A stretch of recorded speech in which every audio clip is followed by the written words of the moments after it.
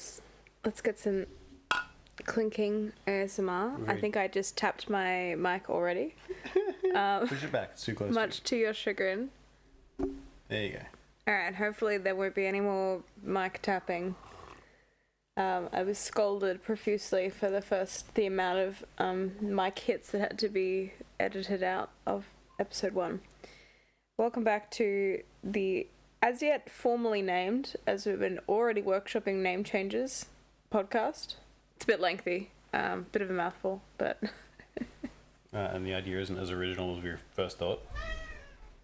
Kiri is also mad about the whole idea because she's not somehow involved. Already trying to get in on the action. Alright, so episode 2, we're staying in the 2000s, this time a 2004 film you may or may not be familiar with. I know I'm not. Called National Treasure. I know nothing about this film.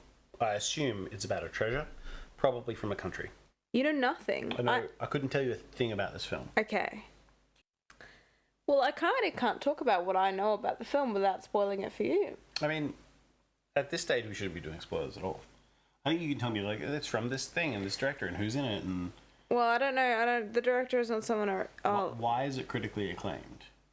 Well, it's not... Or a cult following. Like, why is it on the list? How did it get on the list?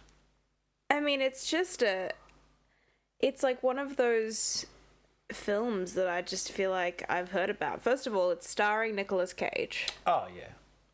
That's kind of reason enough for it to be on the list, to be honest. That's, you're not wrong. It's an action-adventure heist film. Oh, I love a heist film. Yeah. So that's also a good reason.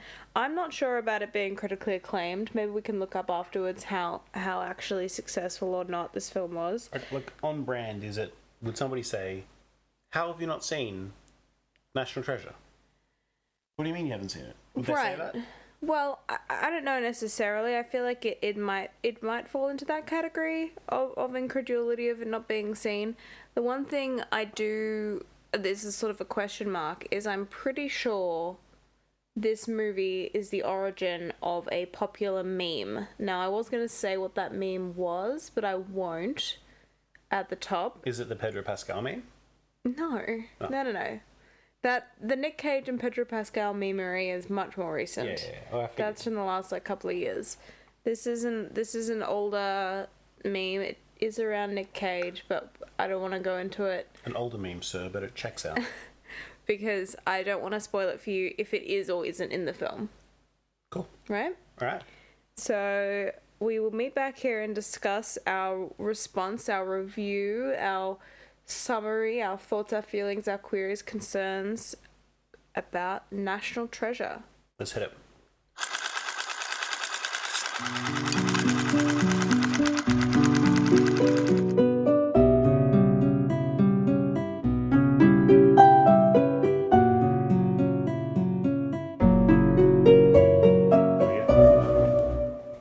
Am I rolling? Yes, ma'am.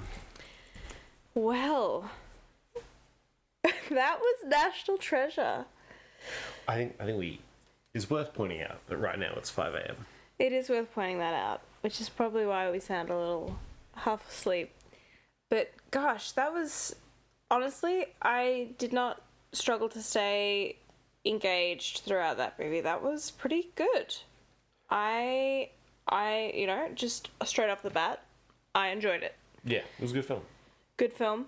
There is a sequel, so I'll have to investigate that at a later point. There in is time. a sequel? There is, I believe. Maybe I'm wrong, but I'm pretty sure there's a National Treasure 2. Which at first I thought, they almost ended it with just setting it up for a sequel, but that didn't end up being the case. Wow, okay, so let's start things off. I want to go sort of through sequentially the plot a little bit and talk about different parts along the way. So action-adventure theme, heist theme. I thought they did a good job on all those points. I love a good heist film, personally, and it definitely exemplified that aspect. I enjoyed the exposition at the beginning, talking about the Freemasons and all the, eye of the pyramid imagery, very like Illuminati these days, right? Like that's the modern day Freemason What kind of year vibe. was this film? What year did it? 2004. Because I reckon it had like the real like Dan Brown element. Oh yeah, what's that again? The He does like the angels and demons because he was very religious, but this was more Freemasons, right. mysterious secret society kind of stuff. Yeah, yeah. And I was just very interested because it's like, in a lot of the Indiana Jones-esque treasure hunts or the more like pirate treasure films, there's always like some magic or something. Whereas there was none of that. This was all just a secret society have been Right. There was no supernatural element. or higher power element going on here, really. It was just the power of man and the dedication to keeping this great wealth a secret. Which we'll get into the great wealth and what that actually is, because that's only revealed at the end. But back to the beginning with our exposition, and as you called it, premium grandpa action, which we got courtesy of Christopher Plummer, R.I.P., which was great. A setup for a family goal, a family obsession with this treasure. And then we get thrown straight into the action, the heist. Well, we get straight into the mystery of it all at the Arctic Circle. A classic place for any great mystery to start, of course. One of the most mysterious places on Earth.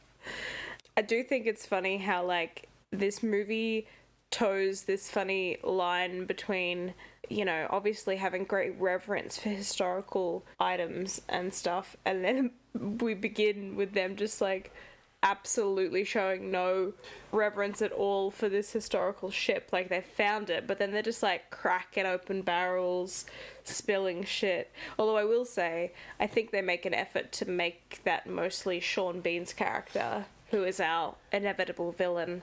And his crew. And his crew, yeah. So they sort of have this juxtaposition between Nicolas Cage's approach to things, much more cerebral, much more careful and considerate, and then Sean Bean and his crew just, like, knocking things over and spilling things, much to their comeuppance with the gunpowder.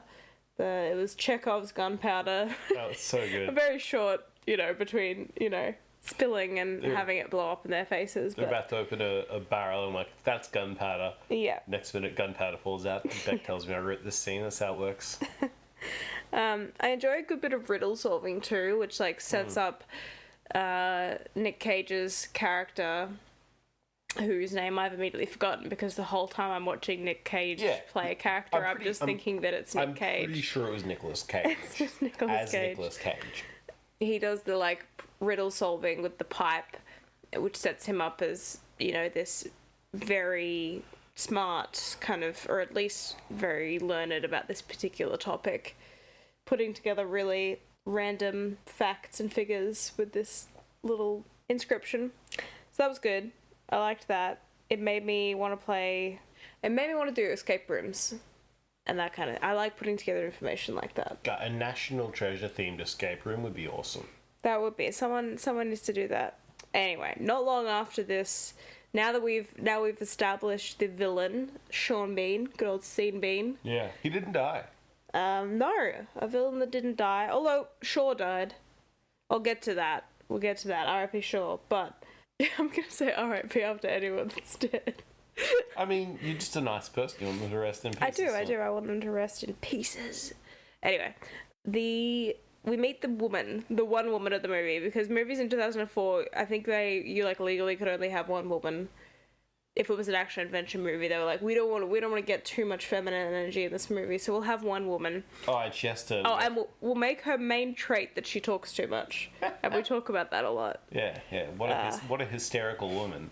Yeah. Doesn't matter that she's the director of... It doesn't matter that she's, like, basically as smart or as accomplished. She talks too much. So that's that. And then we get into heist planning, which I also love. If you say I love two things, it's riddle solving and heist planning, let's be honest. And, like, a good heist montage. Like, they're setting up for this heist. Like, maybe we can do it. No, it's impossible. But what if we did this? And, like, it is possible. And then they go into this, like, montage.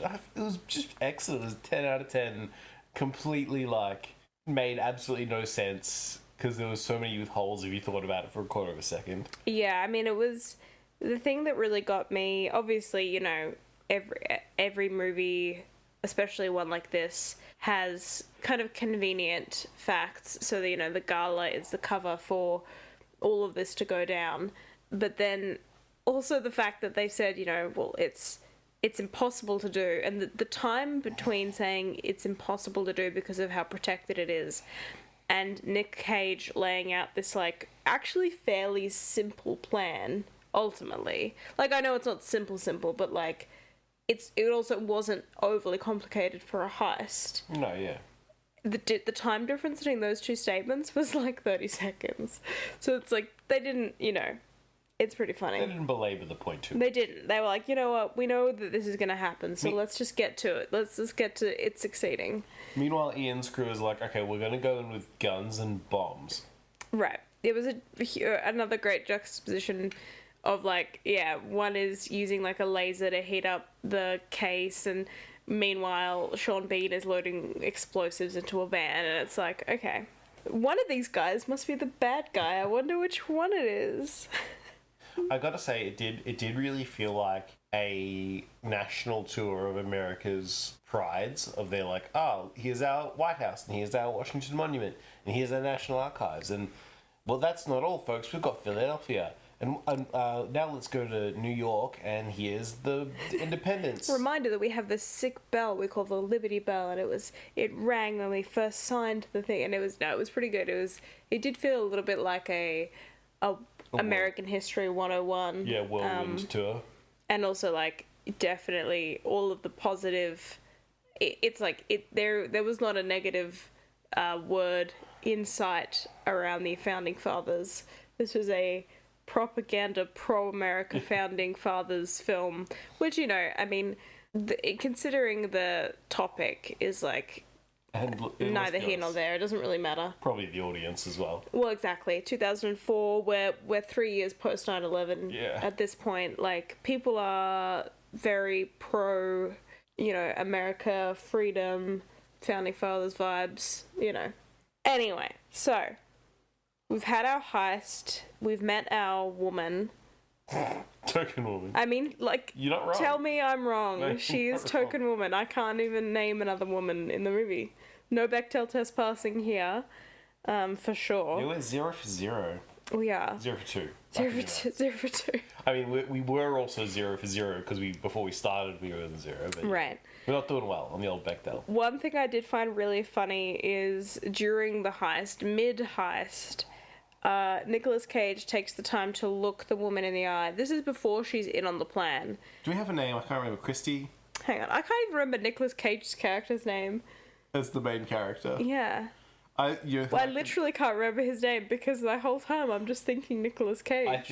I think 5 a.m. brains get this to us. I know Riley. Riley is the offsider. I was He's like, great. Rory? Favorite character. So Riley is Her definitely name is Chase. Abigail Chase. Abigail Chase. There we go. So that's our lady, Dr. Chase. Dr. Chase. She's a doctor. Anyway, Not like a medical we doctor. should establish what is Nick Cage character's name, because I feel like Gates. Ben Gates. Benjamin Franklin Gates. That's right. What a Oh my name. God. Oof. Yeah, so he definitely didn't have any kind of expectations put on him as a child. So anyway, he takes the time mid heist, like he hasn't even gotten out of the building with the. In fact, it's before he's even got his hands on the Declaration of Independence, and he takes the time to look her in the eye. Very oddly, when he's trying to extract her fingerprints with the champagne glass, makes the time to look at her and go, sometimes, people need to do the wrong thing for the right reasons. And then looks at her very meaningfully and then leaves. And it's like, why do that before she's even involved? I guess he's already trying to make sure that she doesn't have a bad opinion of him as a character. Anyway, that was a silly goose moment from Ben Gates. But anyway, he gets the the document, the declaration, successfully ahead of Sean Bean, who shoots at him. Which I like that they set up. They were like going through all the protections that the document has. And it's like behind an inch of bulletproof glass, which again, Chekhov's bulletproof glass that gets shot at eventually. And I did really enjoy the comedy of tapping the elevator button with your foot while you're holding the Declaration of Independence. That's like just girly things from Ben Gates. I like to imagine that wasn't like specific direction. That was just Nicolas Cage. He's like, how am I meant to touch them? I'm just going to hit it with my foot. I'm holding what appears to be a meter like squared of bulletproof glass that weighs probably a ton. Yeah. But they get out eventually. Abigail, our lady, gets kidnapped briefly. And then eventually the three of them, Dr. Chase, Ben Gates, and Riley, are all in the van trying to figure out what the fuck they're going to do now that they've stolen the most important document in the United States. And I like that his first reaction, again, is to tell her to stop shouting continually. Or, stop freaking out that you have just been involved in a federal crime. Stop freaking out, you silly woman. Again, her main character trait, talking too much. Very early thousands vibes. Oh, yeah. Felt very 2004. What respect means. And then we meet another member of the Gates family, Patrick Gates, his father, which was, of course, we then get to reveal the dead mum trope again. Can't have another woman in the movie, so the mother is dead. No flashbacks. No flashbacks allowed. It's even implied that she wasn't around very long, so it's really just a one-woman scene here in the movie. You know why, Beck? She probably talked too much. She did. She probably freaked out all the time over silly little things. And the Gates men don't put up with that kind of shenanigans. Oh, God. But we get more heist action as every clue. I did enjoy the number of clues, that it wasn't, because sometimes I feel like with a mystery, it's like there's one clue that they're chasing the whole time and then they get to the answer, whereas this one was very, layered. You get one clue which led to another thing. We get the Benjamin Franklin glasses. We get, there was layers and you never knew when it would be the end. Yeah. And I liked that. I think the mystery was really well written. The story was really well written overall. Yeah. The music was action film music. Yeah, the music was really effectively used. I liked, we have the big action sequence of them being chased, which I thought was good. Yeah. Led to that great moment with the woman that lets Abigail hide from her quote unquote ex-husband, which was a great little bit. And then once again, woman's worst trait is she talks too much. That came up again later on as she continues to have questions, as you would if you've been roped into the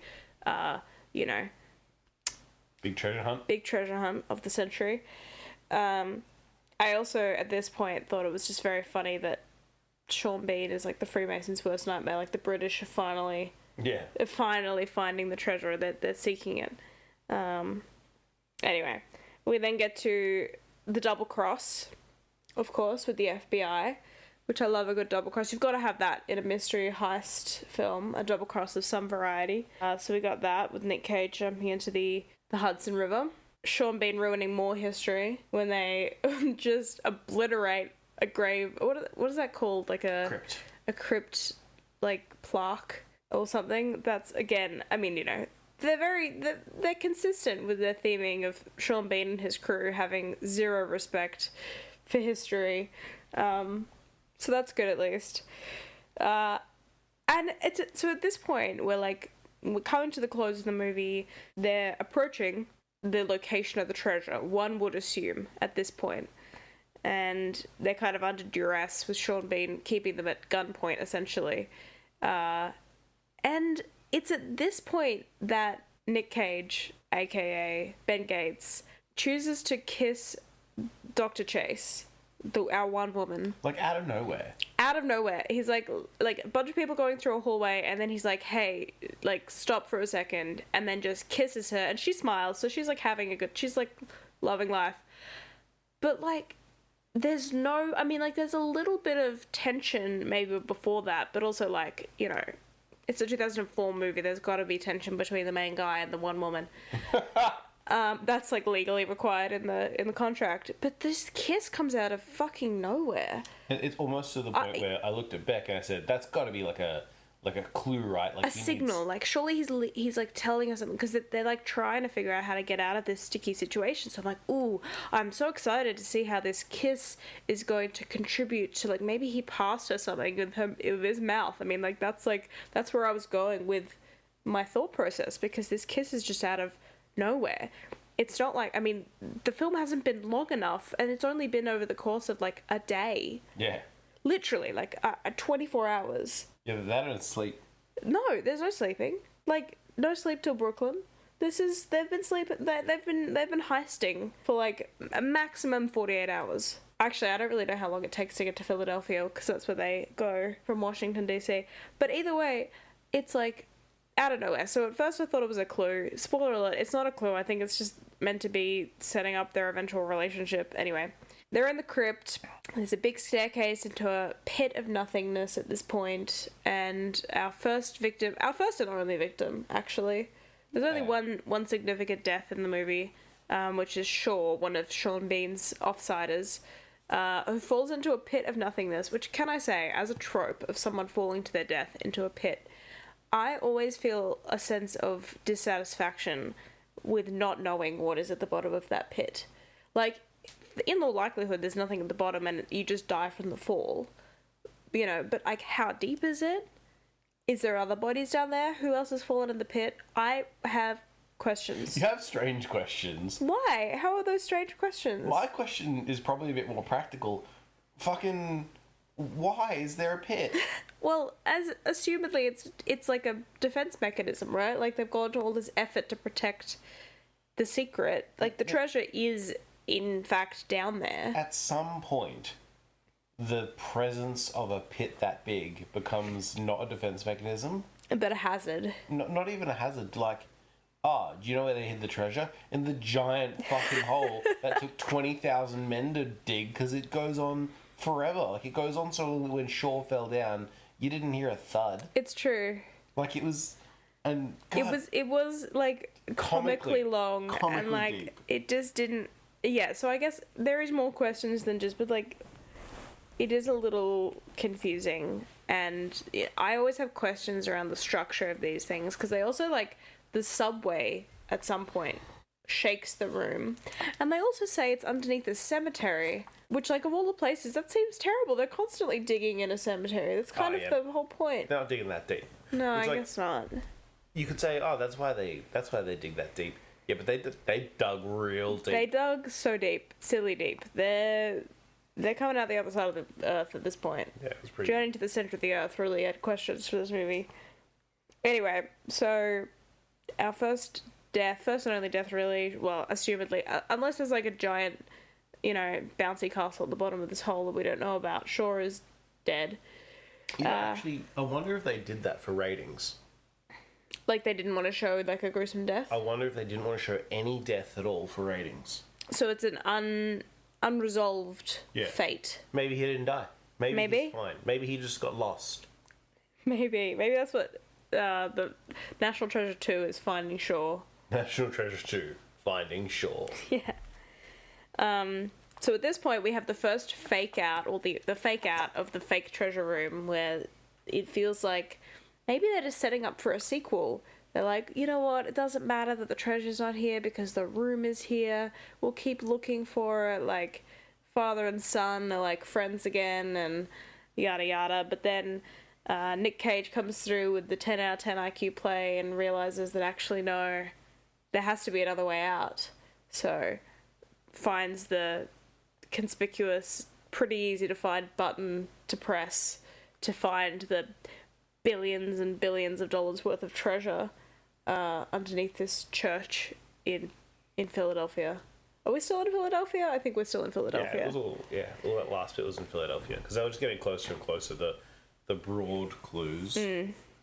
Find the Charlotte. Save the Charlotte, save the world.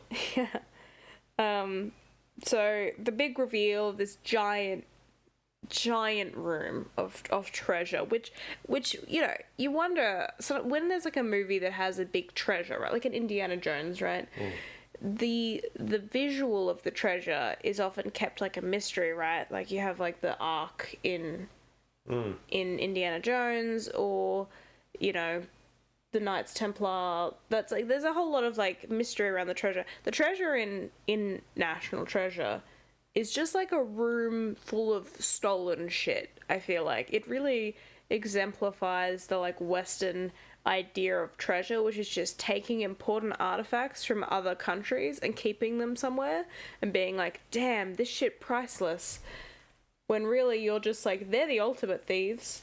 This is just the thieves' hoard in this room. And it's just like because they show, it's not like piles of gold, like, you know, a pirate's booty where it's just like a chest full of gold doubloons. There's like sarcophagi,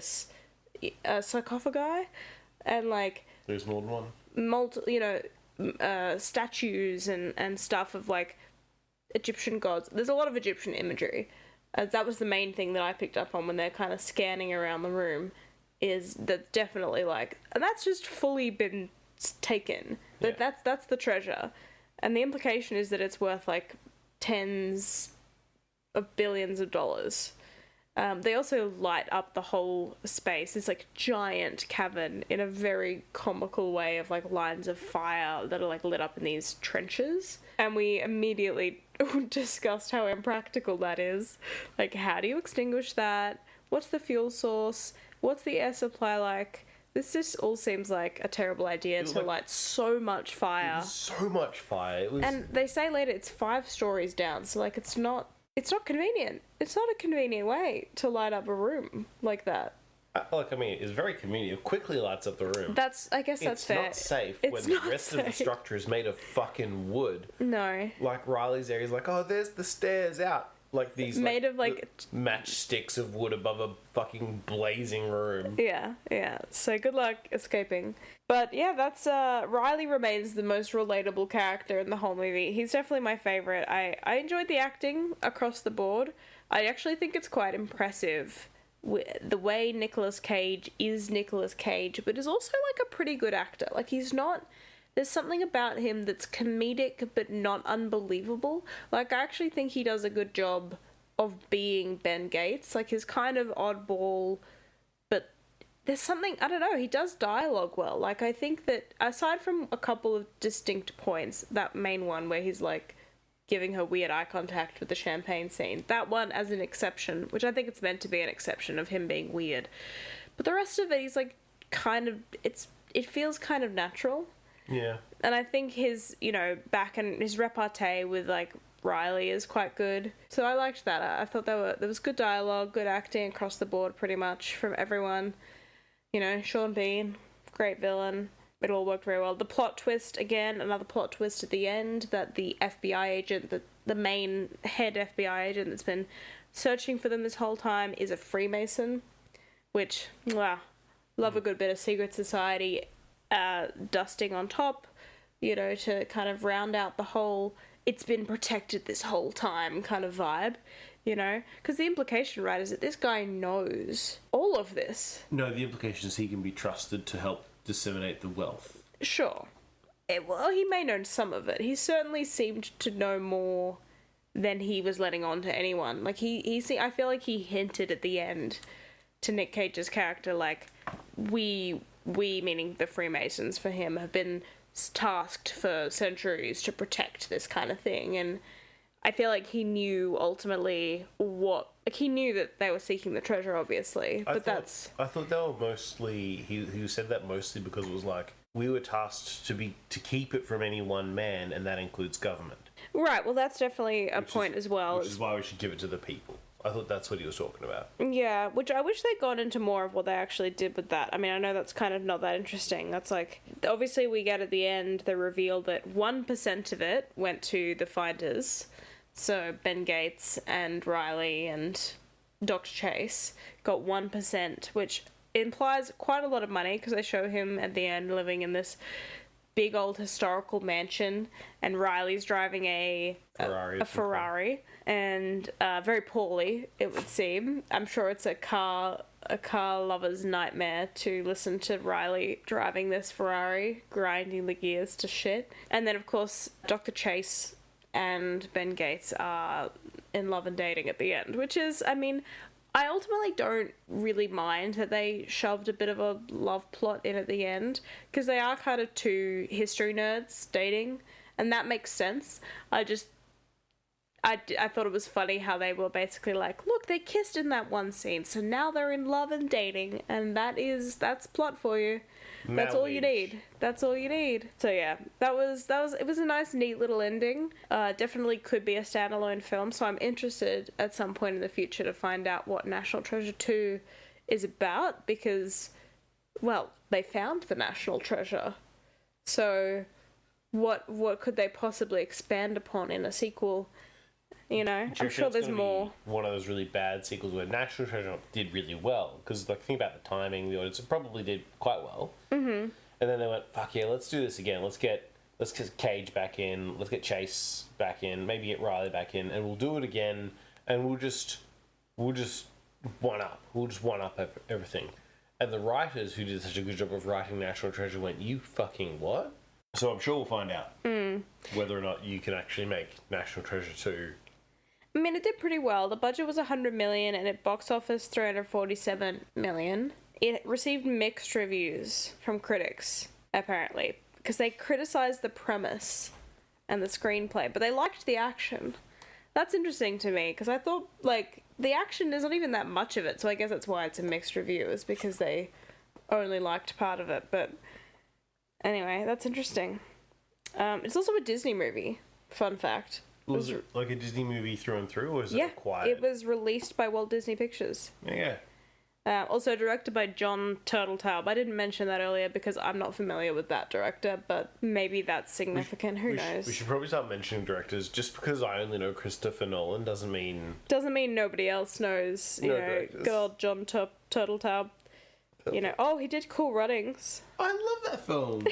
He also did The Meg.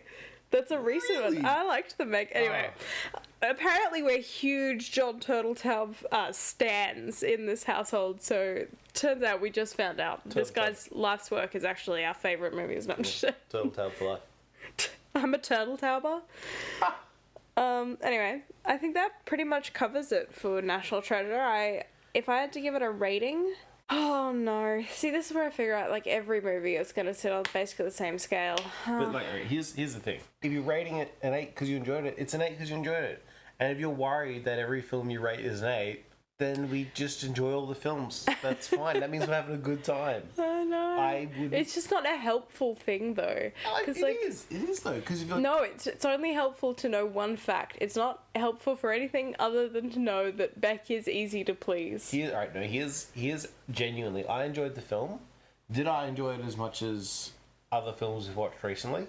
Mm-hmm. Not quite as much. It was fun. But, like, if literally anything else was happening and somebody was like, oh, could you pause that and do something else for a little bit? Of course. Yeah. Not even worried about pausing that. I wasn't in the grips of it. So I'd probably put it around a 7 out of 10. Very enjoyable. Would I watch it again? Probably not. It's not everything everywhere all at once. I mean, I don't watch many films again. Very few. Often the only reason I watch a film again is so that I can experience someone else watching it. So I think I would give it a 7 out of 10 as well. Maybe a 7.2. 7 burritos out of 10 burritos. Not sure why burritos are the scale. I'm going to give it 7.2 stolen sarcophagi out of 10. I'm going to give it 7 Alexandria scrolls out of 10. I'm going to give it 7 weird kisses in a crypt hallway out of 10. Yeah. But yeah, no, I think it was good. We should go to bed. We should. It is now like almost 6 a.m. And I think we should call it on National Treasure. Till next time. Till next time.